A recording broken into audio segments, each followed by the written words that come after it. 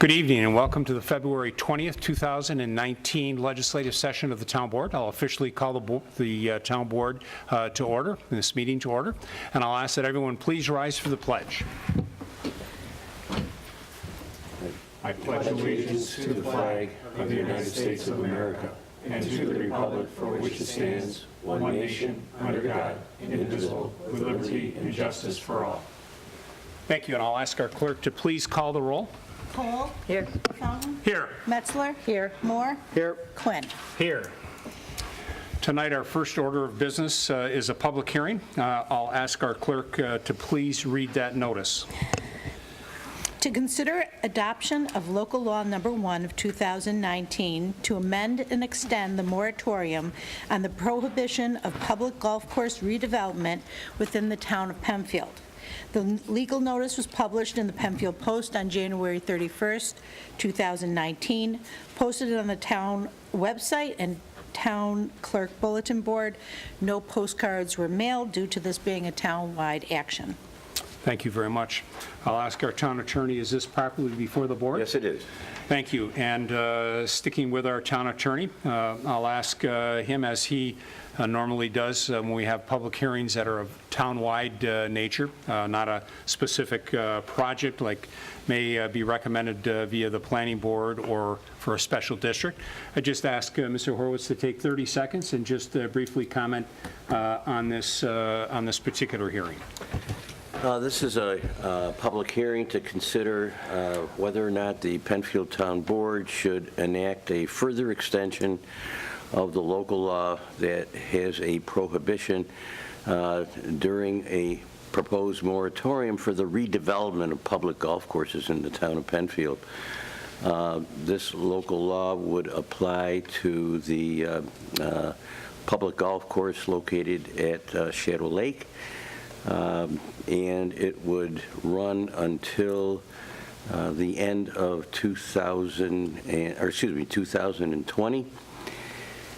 And this local law is intended to enable the Comprehensive Plan Committee to complete the comprehensive plan recommendations for our zoning code, which has been actively going on, and we expect that the work of the committee will be done in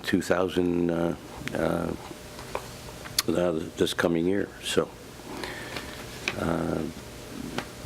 that's in a nutshell. Great, thank you. And then I would just ask Mr. Horowitz, this particular public hearing is different than the previous ones that as we implemented the first moratorium and then followed up with a subsequent. In this particular case, there is 2 exception parcels that have been modified from that, and if you wouldn't mind just commenting on that, sir. Right. This local law shall not apply to approximately 1.2 acres of land consisting of 0.58 acres between 1837 and 1845 Baird Road, and 0.62 plus or minus acres between 1875 and 1885 Baird Road, which is adjacent to the property that was and has been used for the Shadow Lake Golf Course. These 2 small parcels have never been used as part of the golf course, and it's zoned residential, and there's desire from the owner to have those 2 parcels used for some small residential lot development. Thank you. Thank you, sir. You're welcome. All right, this has been acknowledged as properly before the board. I'll ask the town board, I know we've discussed this at a number of our meetings, but I'd ask the board any additional questions that you have either for myself or more specifically town attorney on this particular moratorium or the local law of 2019. Okay. I'll ask our clerk, did anyone sign up to speak on behalf of this particular application? They did not. Okay. Is there anyone in the audience that would like to address this board on this matter? Okay, seeing no one, I'll ask one last time for the board. Mr. Horowitz, any additional comments at this time? No? Seeing no further comments, I'll declare this public hearing closed. The next steps, the next opportunity the board will discuss this matter will be at our work session, which will be a week from today, on the 27th, back here as part of our work session agenda. And anyone that is interested, that meeting is televised live. You can come and be part of the audience as well and listen to that conversation. With that, we will move on to the rest of our agenda. That will take us to communications and announcements, and I'll first recognize Mr. Quinn. Thank you, Mr. Supervisor. Good evening, everyone. While the colder weather has many of us indoors, it is important to keep an eye on what is happening outdoors. Wintry weather can create many safety hazards, from ice buildup to heavy snowfall. Two critical items property owners should be mindful of are their neighborhood fire hydrants and structural heating exhausts. The Adopt a Hydrant program allows citizens to claim responsibility for shoveling out fire hydrants in the event firefighters need to connect to a hydrant for an emergency. Clearing 3 feet of snow and ice from a hydrant allows for quick, easy, and unrestricted access by first responders. This is critical in helping to save lives and housing structures. Additionally, most home heating systems have an air intake and exhaust pipe. Blockage of the air intake can cause significant damage to your system, but allow snow or ice buildup on the exhaust vent can be much worse. While most systems will shut down from a blockage of snow or ice, exhaust fumes can easily be forced back into the property beforehand. CO2, or CO, is an odorless, colorless, and tasteless gas and can be harmful to animals and people. For this reason, it is vitally important to keep your exhaust vent clear. For more safety tips and information from the Fire Marshal's office, visit penfield.org. Thank you. Thank you. Mrs. Metzler. I have one announcement this evening. The Penfield Ecumenical Food Shelf is projecting a higher than normal need of non-perishable foods currently for those who are in need in our community. The food shelf is a valuable resource making a big difference in many lives each week. For a listing of the items needed at the food shelf, you can go to penfieldecumenicalfoodshelf.org or call 234-0799. Donations can be made at any time at the food shelf facility located at 1618 Jackson Road. There's a chute in the back that at any time you can put your donations in. Thank you in advance for supporting our food shelf. That's all I have tonight. Thank you. Mr. Moore? Sure. The Penfield Players will perform their Winter Readers Theater show entitled The Unavoidable Disappearance of Tom Durham on Saturday, February 23rd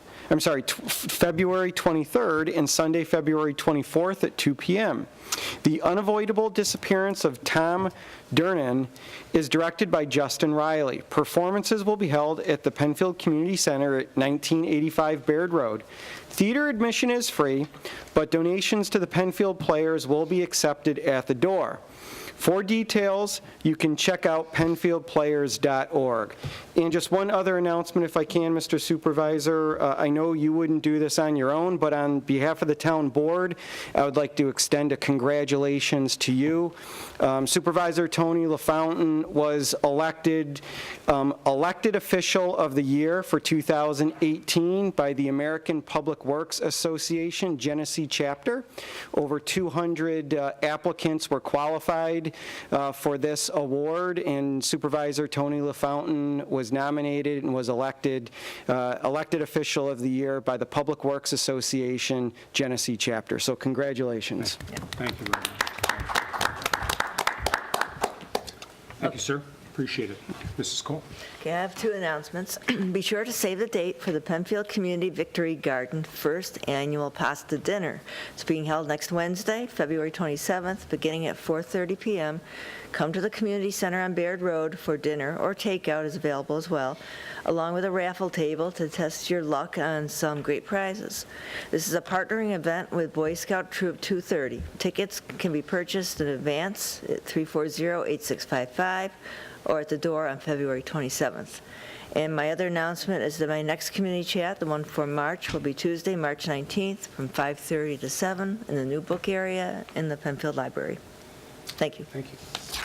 All right, we'll move on to public participation. There are two opportunities to address the board on any matter. At this time, and again, at the end of the agenda, you can do that one of three ways. If you're here in the auditorium, you can call in at 340-8771, or you can log on at penfield.org. Is there anyone that would like to address the board? Ed Linsku, 40 Willow Pond, Penfield, New York, 14526. Many zoning zip codes. This occurred on January 20th. There was an auto accident out on Sweets Corners and Harris Road that took out a power pole, I believe. And what it did is it sent a spike through the circuit that affected the Willow Pond community. It succeeded in knocking out the phone system, all the time clocks, several motors in the kitchen, a heat pump, and any other electronic goods that were in play at the time. It affected my TV and computer also, but in a minor fashion because they were both turned off. But even though these items are turned off, they still can receive power. The maintenance people came in to adjust the situation. The power came on within about an hour and a half. The lights didn't come back. The boiler room was knocked out. That didn't come back. We spent 6 hours in the cold until we finally found out that there was a trip circuit breaker on the boiler room panel. It wasn't picked up on the first go-around from the building. And we got that reset and got the heat pumps all going in the building again. It took them about 3 days to fix the phone system, whatever got wiped out on that. They had to replace 2 motors in the kitchen, one on the dishwasher and one on the range hood exhaust. The thing that concerns me is the fire alarm system has not been tested since this occurred. And we don't know if it works properly or what happened. I did not contact the fire marshal because last time I did, I got in trouble with management at Willow Pond.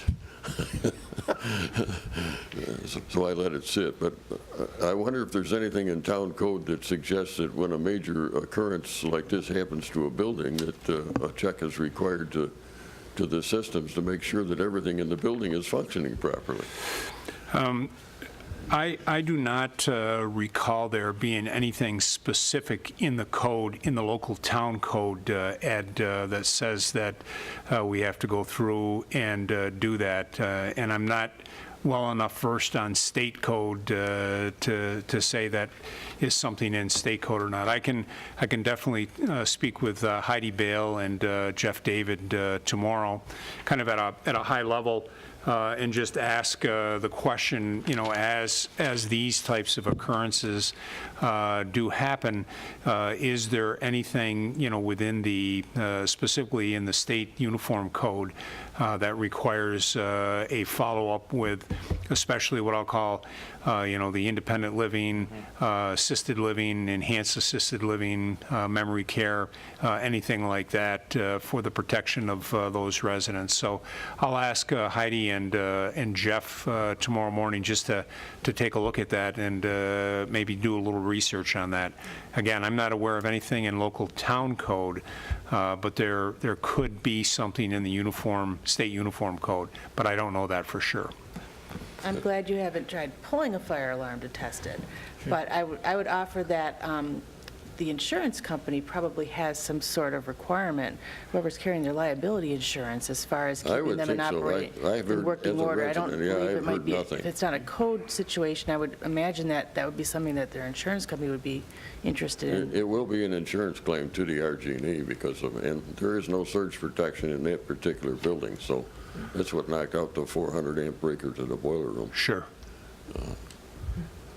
Okay. Thank you for the follow-up. Yeah, I'll speak with Heidi and Jeff tomorrow just to get their input, feedback, and if there's something, I mean, I get the fact that probably the management of the building are concerned about the 74 or 75 residents not making 74 or 75 different phone calls all around, but I certainly can ask our fire marshal's office, just to do an initial follow-up on that. It was a bit trying to operate with the cell phone at the front desk for 3 days. Sure, Until they brought the understand. system back on. Until they get the phone system back on.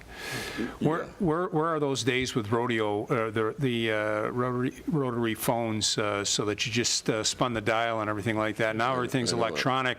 When you have a lightning strike, a power outage, and everything like that, everything goes haywire. We don't have Sarah on the other end of the line as an operator plugging us into, where we need to be. So I'll follow up with Heidi and Jeff tomorrow and just ask them if they'd take a look at that. The other item is street lighting, and I think I appeared before Transportation to ask about lights at Kenmont and Baird and Wheelock and Baird.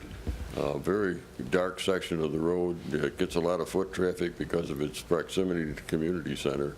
It would help older drivers like me who frequently drive Baird Road. And the other intersection is Willow Pond Way and Willow Pond Way, where we already had a pedestrian accident. A fairly dark intersection there, too. I don't know if they ever got included in anybody's budget, but it would be appropriate to speed up that process if they weren't. Okay. I'll probably think of something after I sit down. That's okay. That's why we have two of these, one in the beginning, one in the end. So, all right, very good. Mr. Supervisor, may I also suggest they could, our code people could check with the state licensing people that license nursing homes and those kinds of facilities for their requirements. All right, thank you, Mr. Horowitz. Welcome. All right, is there anyone else in the audience that would like to address the board on any matter? Okay, seeing none, we'll move on to additions and deletions to the agenda. Seeing none, we'll move on to approval of minutes. We have the January 16th, 2019 minutes before us. Would entertain a motion of approval for those minutes. I move that the minutes of January 16th be approved. I'll second. It's been moved and seconded. Any discussion? Seeing no discussion, I'd ask for a roll call vote, please. Cole? Aye. Fountain? Aye. Metzler? Aye. Moore? Aye. Quinn? Aye. 5 ayes. Next item is petitions. Has the town board, town attorney, or town clerk received any petitions since our last meeting? Okay, seeing none, we'll move on to resolution by function, starting with law and finance. Authorization to attend New York State Town Clerks Association Conference. Moved. Second. Whereas the New York State Town Clerks Association is dedicated to promoting professional development of town clerks across the state as administrative leaders. Whereas the New York State Town Clerks Association Annual Conference has been scheduled in Syracuse, New York on May 5th through May 8th. Now therefore be it resolved that Town Clerk Amy Steckloff and Deputy Town Clerk Lisa Grosser are hereby authorized to attend the 2019 New York State Town Clerks Association Conference. Thank you. Discussion. I'll ask the same question that I normally ask, and that is that the office has got coverage for that period of time while the two of you are away. We will have 3 people manning the desks and window. Okay, great. Thank you very much. Seeing no further discussion, I'll ask for a roll call vote, please. Cole? Aye. LaFountain? Aye. Metzler? Aye. Moore? Aye. Quinn? Aye. 5 ayes. Adoption of social media policy. Moved. Second. Be it resolved that the town board hereby adopts the attached social media policy consistent with the needs of the town. And be it resolved that such policy shall be incorporated into the town's employee handbook. And be it further resolved that such policy will take effect immediately. Thank you. Discussion. See no discussion, I'll ask for a roll call vote, please. Cole? Aye. LaFountain? Aye. Metzler? Aye. Moore? Aye. Quinn? Aye. 5 ayes. Authorization to recycle phone system equipment. Moved. Second. Whereas the Director of Public Works has identified the attached list of electronic equipment as end of use and obsolete, and whereas by New York State law, all electronics must be recycled by a certified electronics recycling facility, whereas the town supervisor and the director of public works are granted the authority to amend the attached list prior to final designation as obsolete equipment.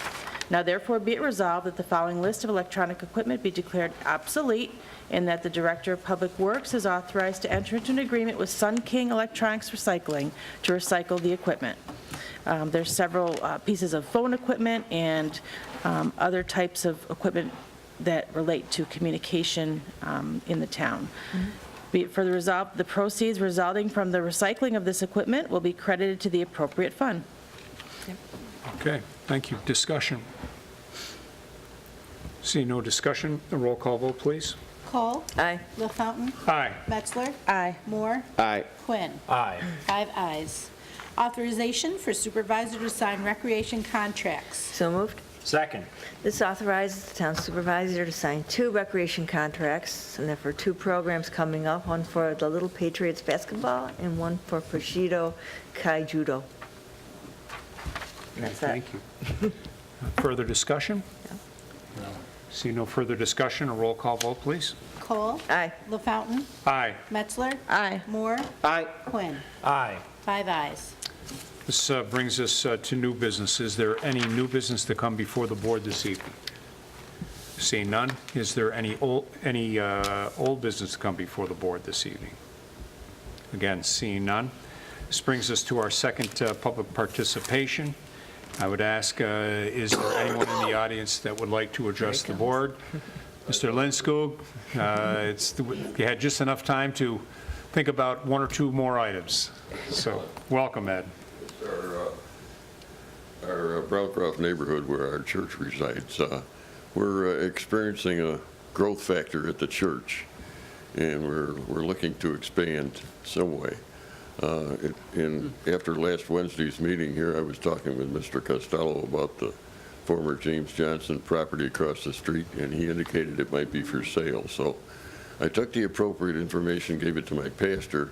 Unfortunately, he's not able to act on it this week. He's on vacation, but he plans to get in touch with the current owner. I think the church is interested in purchasing that property for whatever development they might want to do, maybe some kind of a group facility yet under the auspices of the church.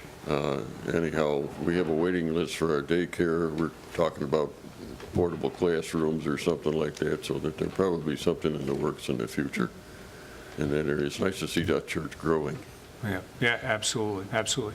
I'd only encourage that before the church, the pastor and the church gets too far down the road, to make sure that Mr. Costello is brought into that conversation as well. He indicated he wanted to be. Perfect, and I would expect nothing less, so thank you for that, Ed. And Ed, just for the audience, our residents, could you tell everyone which church you belong to?